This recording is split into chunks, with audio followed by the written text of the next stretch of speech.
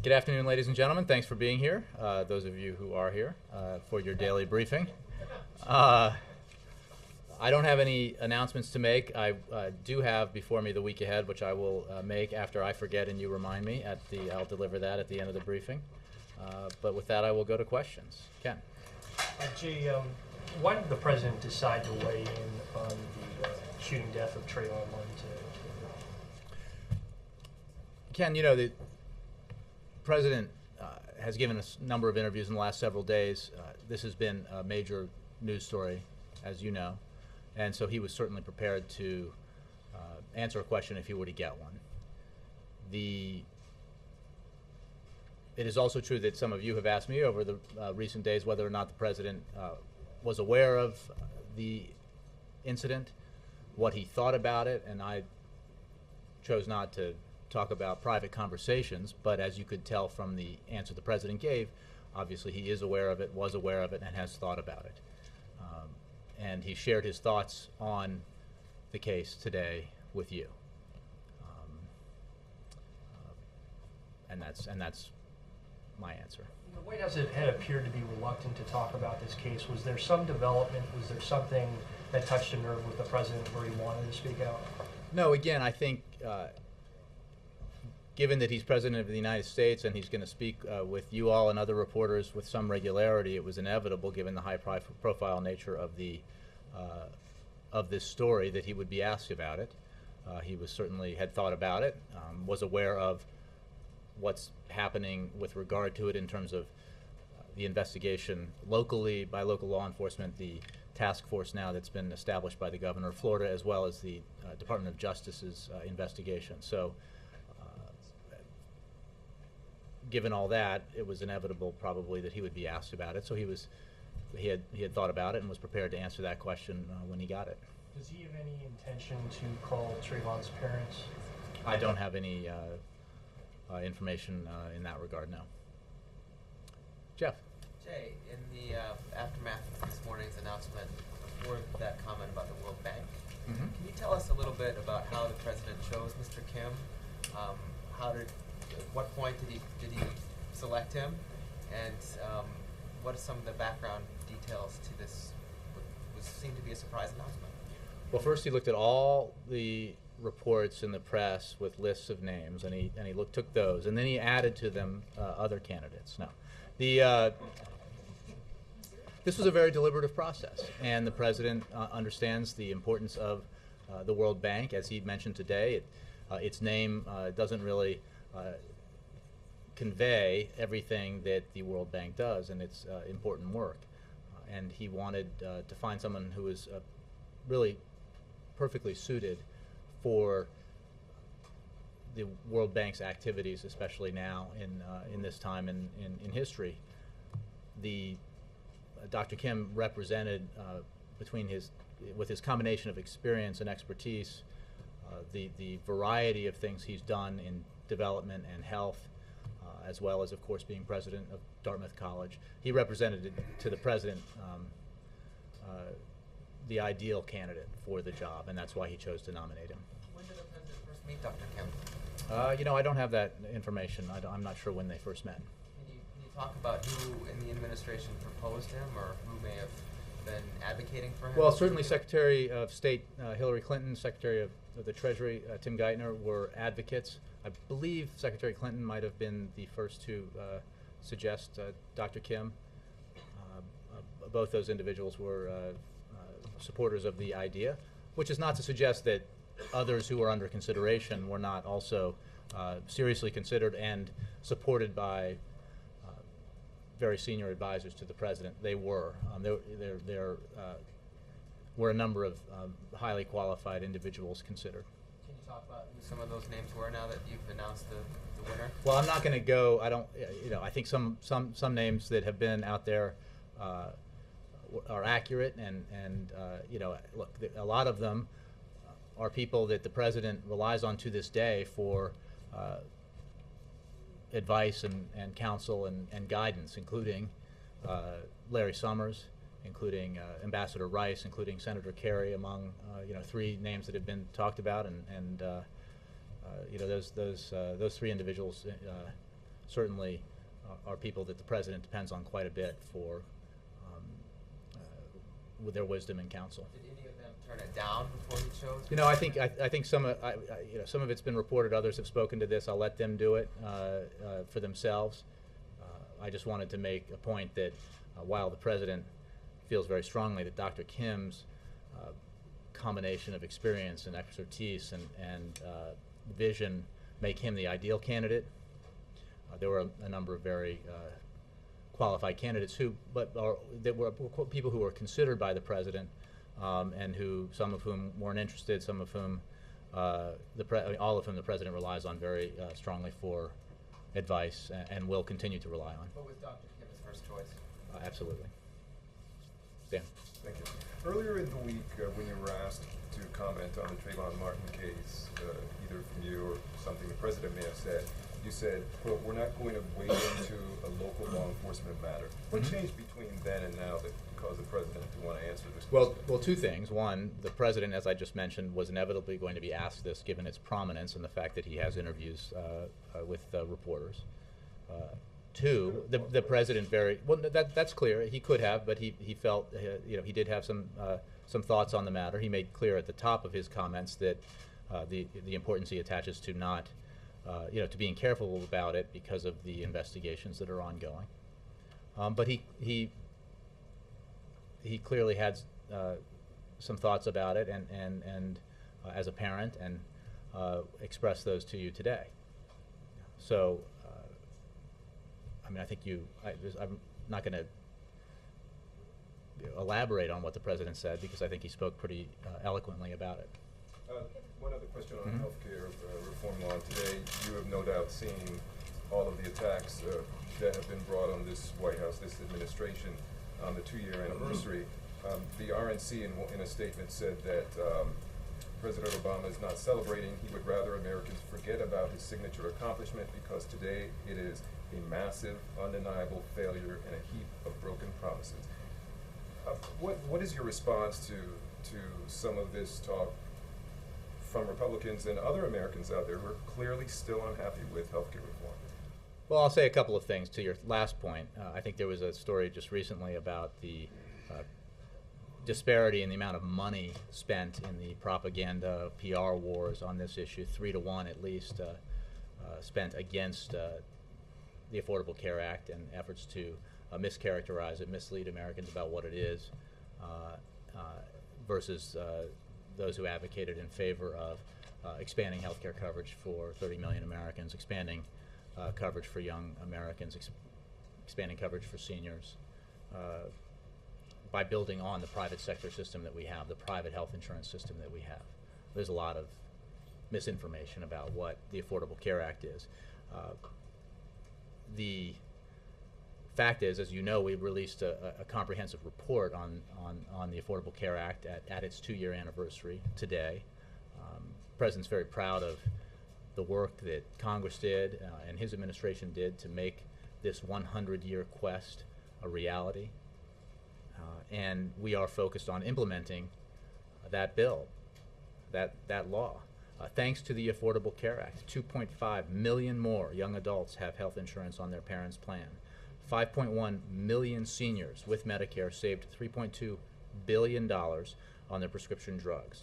And everyone on Medicare can get preventive services like mammograms now for free.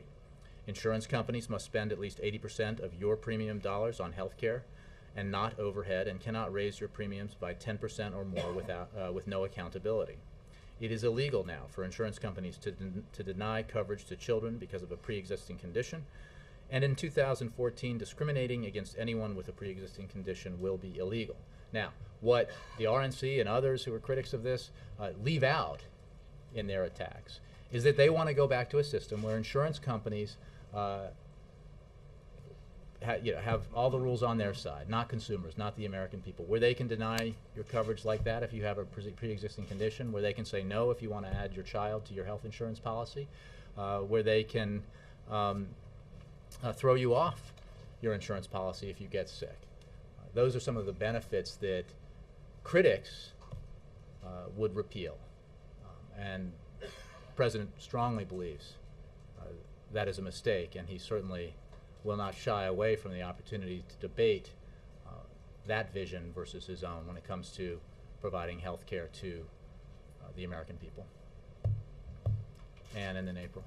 Thank you, Jay. The president, with his constitutional law background, does he have an interest in looking at what the Solicitor General is going to argue on Monday? Does he ask to see any of the briefs on the Supreme Court arguments expected next week?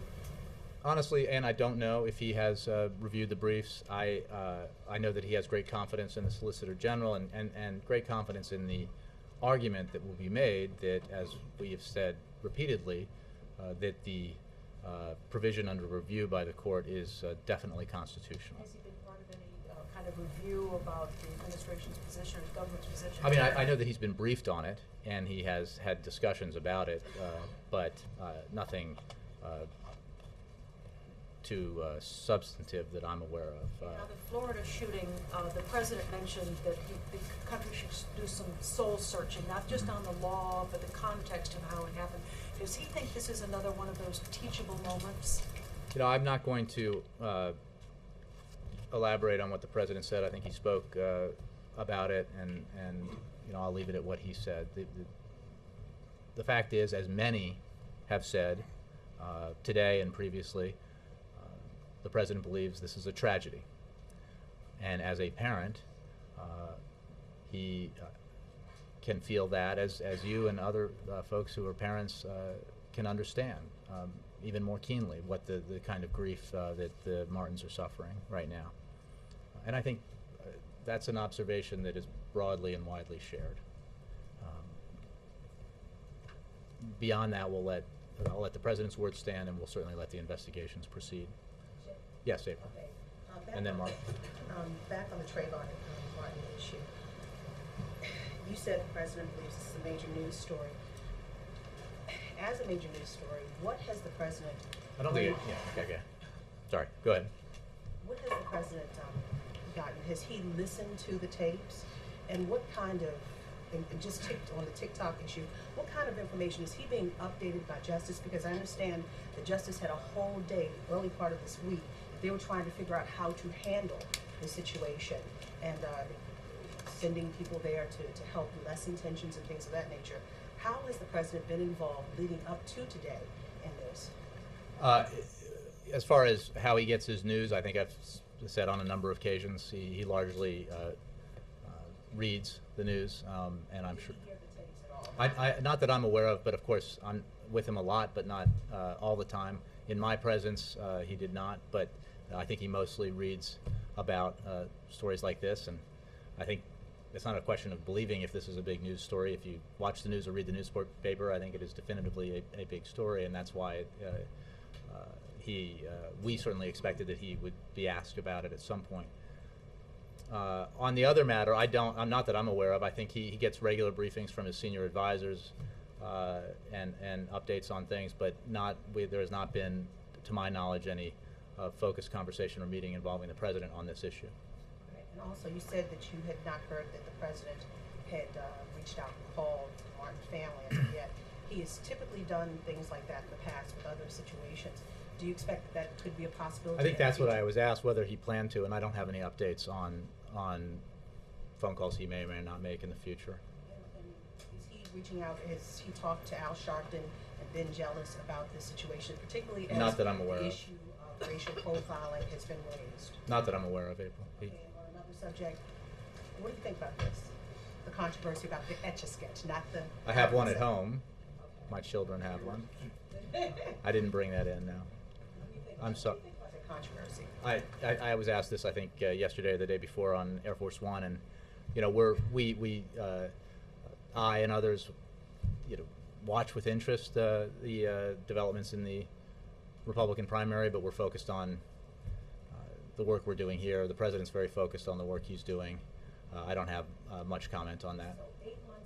So 8 months out from the general election, all he has to do, Mitt Romney has to do is shake and reset himself. Do you think that 8 months out, a major candidate should be resetting themselves? I appreciate the effort, but I will not. I could be thinking that. I really. Yeah, do you?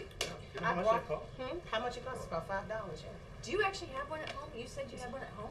I have 2 children. Yes, we have an Etch-a-Sketch. Do you have a plate? It's been a while. My kids are getting a little older. But I have not brought it in. We get it.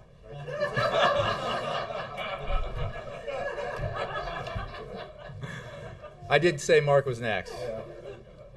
Jay, despite what you said about the second anniversary of the Affordable Care Act, it's still not clear to me why the president didn't choose this anniversary to do an event, make a statement. Yes, you've done a report, but it just seems unnatural. Do you see this as a political liability? No. Look, I would refer you to the campaign to talk about what the campaign is doing. As many of you have, and hopefully millions and millions of Americans have in my, or maybe millions and millions of Americans have. The campaign has put out a video which I think features, among other things, the significant accomplishment that the Affordable Care Act represents. We have put out the report today that includes a statement by the President on the anniversary of the Affordable Care Act. We are focused as an administration on implementing the Affordable Care Act so that all of its benefits will be in place for Americans receiving health insurance and health benefits. That is, I think, a pretty full plate of things that we are doing to, with regards to the Affordable Care Act, and specifically to make note of and mark the anniversary of the signing. But look, this was the important thing about the Affordable Care Act is what it does, and that's what the administration is focused on. And Secretary Sebelius, Secretary Solis, Valerie Jarrett, others have been involved in highlighting some of the important provisions of the Affordable Care Act this week, and will continue to be. And the President speaks frequently about the Affordable Care Act at events. So I made the point the other day that the anniversary is not something that the President is going to have an event around, but it is quite clearly a major accomplishment for him and for the administration, for the Congress, one that was the result of literally a century's worth of effort by leaders in Washington, and which has resulted in already the benefits that I enumerated in answer to a previous question. Is the administration making any preparations for the possibility that the Supreme Court will rule against the individual mandate at the end of the term? I would refer you to HHS, but not that I'm aware of. We are, of course, actively working with the states to implement the law, the exchanges, the other provisions of it, and believe very strongly in the argument that the Affordable Care Act in its entirety is constitutional. Yeah. Jay, I'm Trayvon Martin. Since the president does have strong feelings, as you said and as he said, why did it take the Justice Department so long to intervene if this young man was killed on February 26th? Admittedly, the media didn't jump on it early either. We're not perfect. It was not something that got national attention right away. However, the Justice Department is there to protect people's rights. Why, in retrospect, do you think that the Justice Department was too slow to get involved? I would refer your question to the Justice Department. Justice is investigating this. I would refer you to the Justice Department for their procedures and how they look into matters like this and make decisions about investigating. I just don't have a comment on that. On a different subject, at TSA, there's been some controversy about the administration trying to cut back on armed pilots. It's a program, the Flight Deck Officers Program. Is that anything that you focused on? Or I have to take that question. I'm sure you should largely seek your answer over at TSA. After the president's announcement for his nominee for the World Bank, there's been some blowback, even some harsh criticism from people in India and Brazil and other emerging economies. Their argument is that it's about time for a non-American to take that post. It shouldn't be an automatic. What's your reaction to that? I would simply say that the president nominated someone today that he believes will be an exceptional president of the World Bank, and whose experience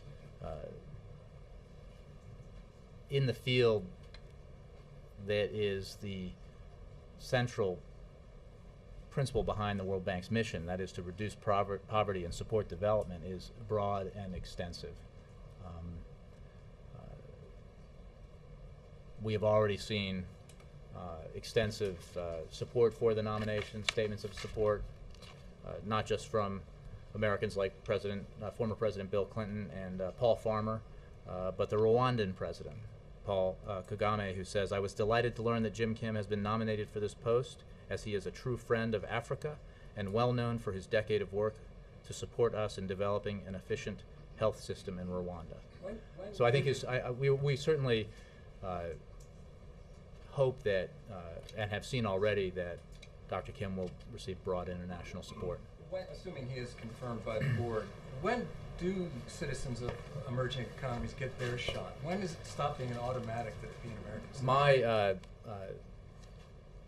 extensive, or not so extensive, research into the history and of the World Bank and how its leaders is chosen has been exhausted already. So I think you ought to take your question, perhaps, to State or Treasury. And finally, let me follow up from the Rose Garden. The president, the one sentence that the president uttered out there: "If I had a son, he'd look like Trayvon," is the thing that's really driving the coverage of that, his statement today. Can you, what exactly does he mean by that? Can you elaborate on that? Well, I think he spoke very clearly and thoughtfully about, on the personal side, his reactions to this case, and I'm not going to elaborate on that. The president has spoken, and I'll point you to what he said. Let me move around a little bit. Jared, a follow-up, Andre? In a second, but yeah. Jay, when the president marks the anniversaries of legislation like the Ledbetter Act, or when he marks the anniversaries of major events, and I'm sure that there might be something on May 1st for the anniversary of the death of Osama bin Laden, anniversaries do matter, so I guess I'm trying to understand why, even compared to its siblings, other legislation, I mean, he's kicked out even just statements for things like Roe versus Wade. So state legislation, Supreme Court decisions, major events, why does this one among its siblings not get some kind of bigger marker? I'm not sure how else I can answer the question. I think I've answered it in a number of ways over a number of days. The implication is somehow that it is not an anniversary that is significant, and therefore the underlying accomplishment is not significant. Everything we have done and he has said proves otherwise. The lack of an event on a day when he announces the World Bank, a day when he has other meetings, and a day when he flies to Korea should not suggest otherwise. We are focused on the implementation of it. And again, I think you need to examine the premise behind these questions, because if the implication is that we are somehow not, and the president is not fully taken ownership of the Affordable Care Act, I mean, look at everything else that says that that's a ridiculous assertion, including, again, as somebody who's simply watched it, as anyone else can online, look at the campaign's video.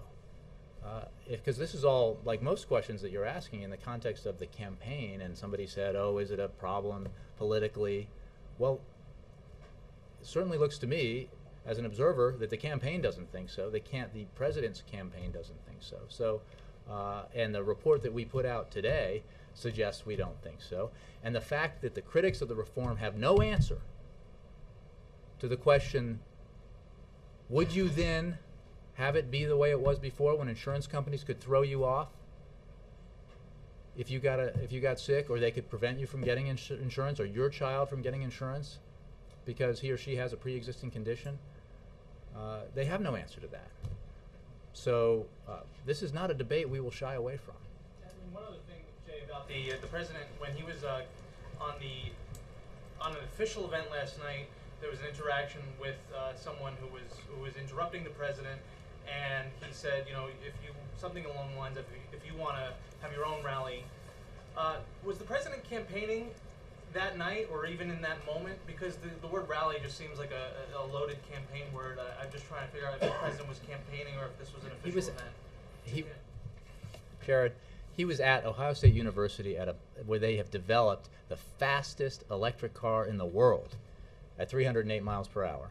And they're developing one that can go 400 miles per hour. That's an amazing thing, right? I know. He wishes he could test drive it, as I did. But as part of a 2-day trip to highlight his all-of-the-above energy strategy, which includes, obviously, a focus on development of battery technology, which is the essential ingredient to these kind of automobiles. So the answer to your question is no.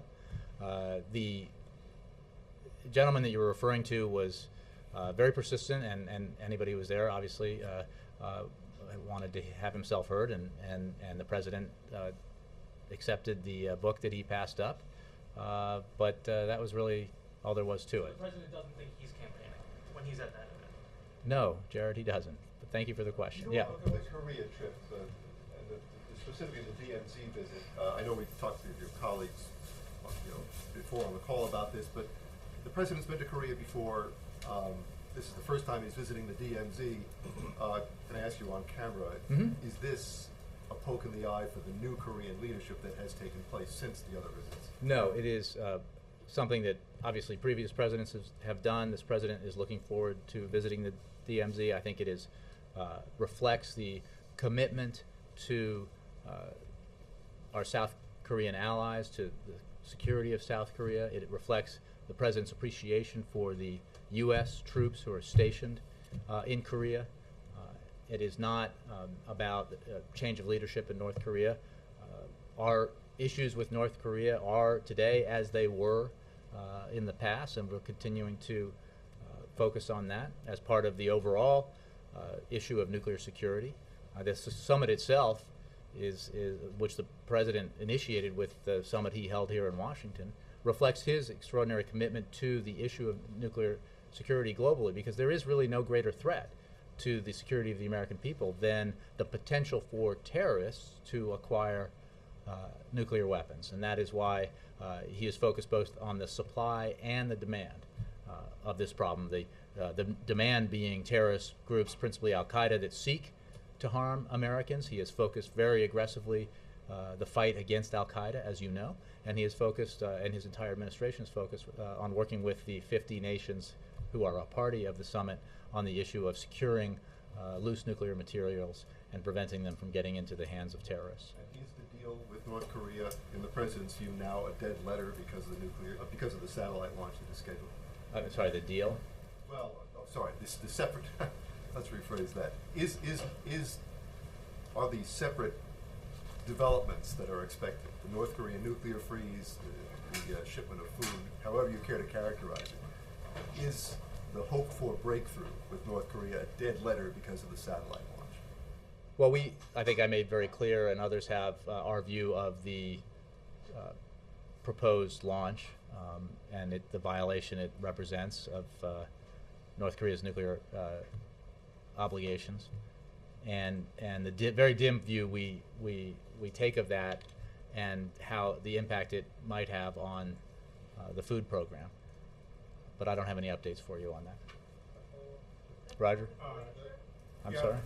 Just a quick follow-up on Tomar's Okay, and then question. Will he be addressing the satellite launch perhaps when he visits the DMZ, or how will he address it, or will he? Well, I think we'll have to see. I don't have any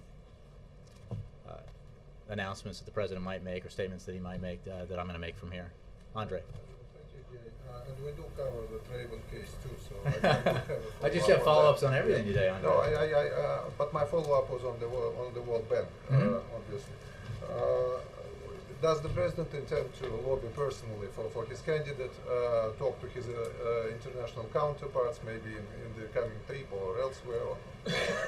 Well, he certainly may. He feels very strongly that Dr. Kim is an excellent nominee, an excellent candidate, the right person for this job at this time. I certainly wouldn't preclude that possibility. I haven't had that conversation with him or heard it discussed within the context of this summit, but we are certainly advocating for Dr. Kim. And the Secondly, in the same vein, he's not running unopposed. The Nigerian Minister of Finance and Economy has been put forward.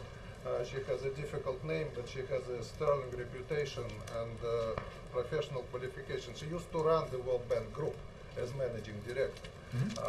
So what makes your candidate better than she is? Well, I'm not going to get into a comparison of this candidate to others, except to say that this candidate, the president's nominee, is extremely qualified, has a broad diversity of experience within the very fields that are central to the World Bank's mission. And the president certainly hopes that he will win the support at the World Bank and from the board and become the next president. Yes. On Korea? Yes, on Korea, and then, yes. On the Korea trip, as the president heads to South Korea, does he regard North Korea or Iran as a greater threat to global security regarding nuclear weapons? You mean between the two? Yes. I don't think we have a ranking. I think we're concerned about both nations and their, in the case of North Korea, the fact that they, you know, what they've done on nuclear weapons, and then on Iran, the obvious violations of their international obligations and their refusal to give up their nuclear weapons ambitions. So, both actions by both countries, by both regimes, threaten regional stability and threaten the nuclear security of the globe. So that is why this administration is so focused on preventing Iran from acquiring a nuclear weapon, and why it is focused on making, you know, working with our allies to get North Korea to give up its nuclear program so that it can rejoin the community of nations. These are both very important issues. Yes? Given how personal the president's remarks were on the Trayvon Martin shooting, was he, and this might come off wrong, but was he eager to talk about it? Did he want to talk about it? I know you said it was inevitable. He can obviously choose to answer a question or not, so he chose to answer this and had some thoughts to offer on it, but I'm not going to psychoanalyze him for you. Yes? Thanks, Sam. Is the president fully convinced that this is the right time to resume military aid for Egypt? And does he have full confidence in the military council that it is committed to transition to civilian leadership? Well, I don't have any update for you on our position about that. I think the State Department has provided information on this. And Egypt is an important ally in the region. We have worked closely with Egypt in this period of transition, and will continue to do so. But for specifics about the decisions with regard to military aid, I think I'd point you to the State Department. Steve. The Vice President this morning's speech was very critical to Mitt Romney and his Social Security proposals to raise the retirement age and slow the growth of benefits. What's the White House position on Social Security? Are we going to see any proposals, specific proposals, before the election? Well, I think you saw in the President's, both in his State of the Union last year and the President's deficit reduction proposal from September, that we believe that we can work together to take steps to improve Social Security but the immediate, with regard to entitlements, the more immediate issue that needs to be addressed is Medicare, and the President put forward in his budget proposals on entitlements that part of a balanced approach to getting the kind of significant deficit reduction that we need to get our fiscal house in order. I don't have any new proposals to suggest to you that we're going to make, but the President is very focused on the need to deal with our deficit and debt problems and do it in a way that does not unfairly burden certain segments of society, and that would include, obviously, seniors. One of the problems that we have with the Ryan Republican proposal, both iterations, which is clearly becoming the Republican proposal. I think the candidates for office have endorsed it. Is that it is so unbalanced. It does not, at the essential the key element of any plausible proposal to get our deficits and debt under control is that it have balance, so that it is not unfairly burdensome to any sector of American society. That has been recognized by not just Democrats, not just the president, but Republicans. Republican leaders on this issue have said it has to have balance. It has to include not just discretionary cuts, not just defense cuts, not just reforms of entitlement programs, but revenues. For some reason, even though this is established, moderate, reasonable thinking from leaders of both parties on this issue, the Ryan budget, the Republican budget, the budget that Republicans seem to be rallying behind, doesn't do that. It does the opposite. It gives more tax cuts to the wealthiest Americans, and to pay for them asks seniors and others to foot the bill. I don't have any updates for you on tax increase for Social Security. You're not talking about a balanced approach to that, are you? Are you saying that there's a tax look, increase? the president has a plan that he's put forward. I have no proposals beyond the president's plan to provide to you. The fact of the matter is, we can get a handle on our deficits and debt if we take the balanced approach that the president put forward, that the Simpson-Bowles Commission put forward, that the Rivlin-Domenici Commission put forward, that the Gang of Six put forward. The last three included Republicans. Only the president's supporter proposal, and I mean, you guys can conclude on your own, perhaps, make an analysis of that, why Republicans don't support it. Because leading Republicans have supported balanced approaches to this problem. They should support a balanced approach when it comes to actually getting it done. Yes, in the back. Thank you. A question on President trip to Korea. North Korea just say if any statement coming out on their nuclear weapon, they will deem it as a declaration of war.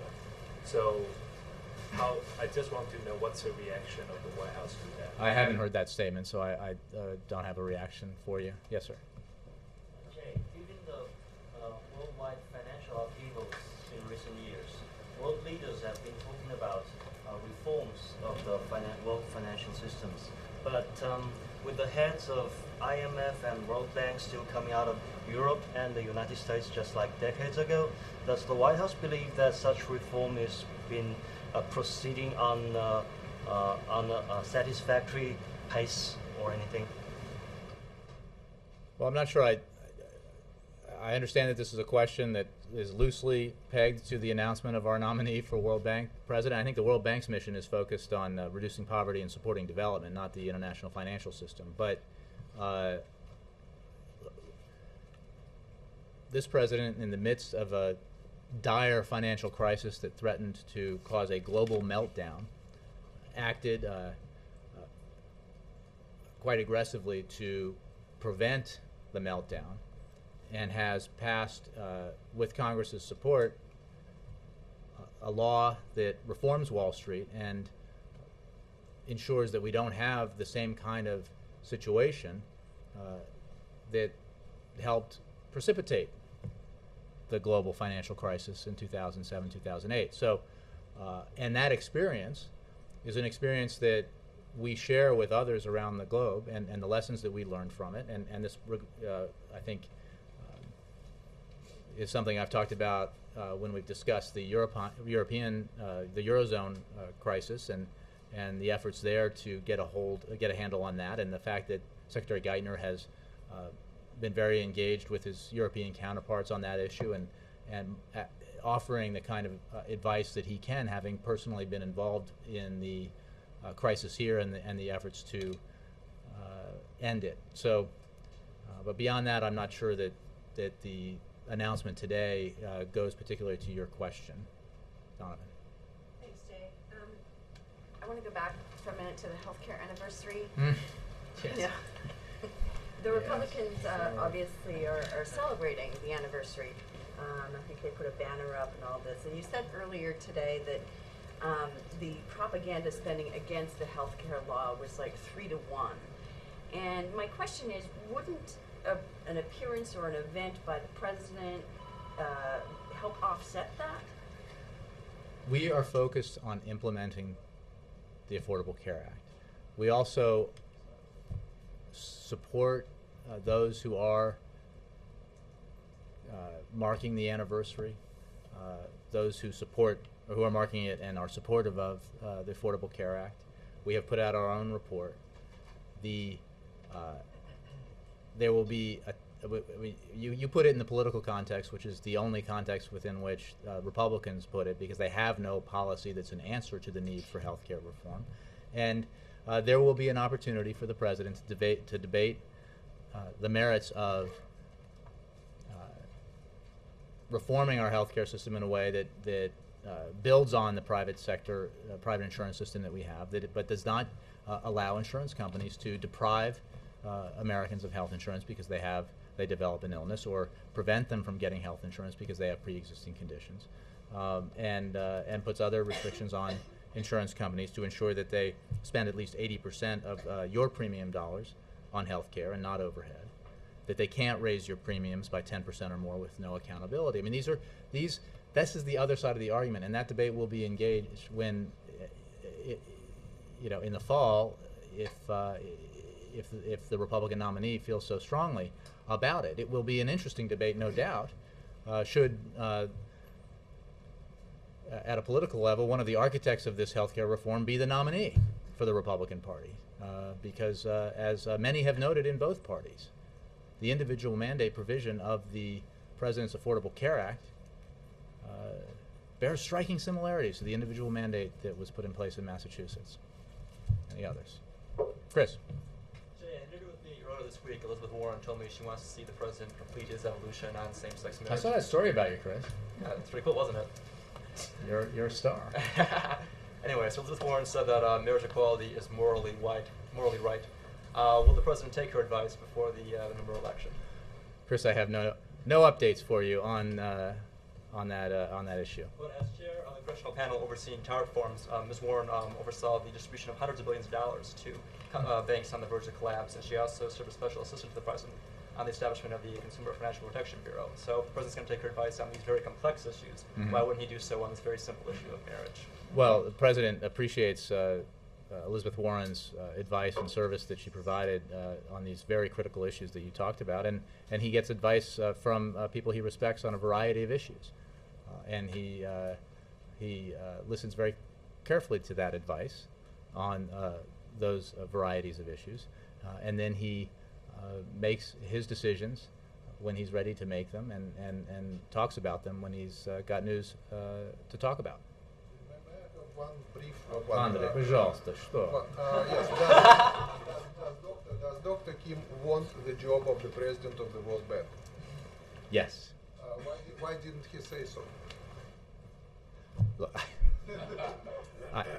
again, my knowledge of the history of this is not complete, but when you're nominated for a job, I think this is true when you, at least in our system, when we nominate potential cabinet secretaries, you don't come out and make your case. I don't think that's always the case. But in I'm certain that that Dr. Kim has graciously agreed to serve if confirmed. Would you graciously provide us with a week ahead? I would graciously provide. I just said, yeah, I said, Andre, please, what? You too? Oh, you, okay. Week ahead. On Sunday morning, the president will arrive in Seoul, Republic of Korea. Later in the morning, the president will visit the demilitarized zone, also known as the DMZ. At the demilitarized zone, the president will meet with American troops serving on the Korean peninsula. In the afternoon, the president will hold a bilateral meeting with Prime Minister Erdogan of Turkey at the Grand Hyatt Hotel. Later, the president will visit the Blue House, where he will attend a bilateral meeting with President Lee of the Republic of Korea, hold a joint news conference with President Lee, and attend a dinner with President Lee. The president will spend the night in Seoul. On Monday morning, the president will deliver remarks at Hankook University in Seoul on his ongoing commitment to our continued efforts to stop the spread of nuclear weapons. Later in the day, the president will hold bilateral meetings with President Medvedev of Russia, President Hu Jintao of China, and President Nazarbayev of Kazakhstan. In the evening, the president will attend a nuclear security summit working dinner. On Tuesday, the President will attend the Nuclear Security Summit. Later in the day, the President will depart Seoul en route Washington, D.C. The President will arrive in Washington due to the changing time zones on Tuesday evening. On Wednesday and Thursday, the President will attend meetings at the White House. On Friday, the President will attend campaign events in Burlington, Vermont, and Portland, Maine. He will return to Washington, D.C. that evening. And that is your week ahead. Thank you all very much.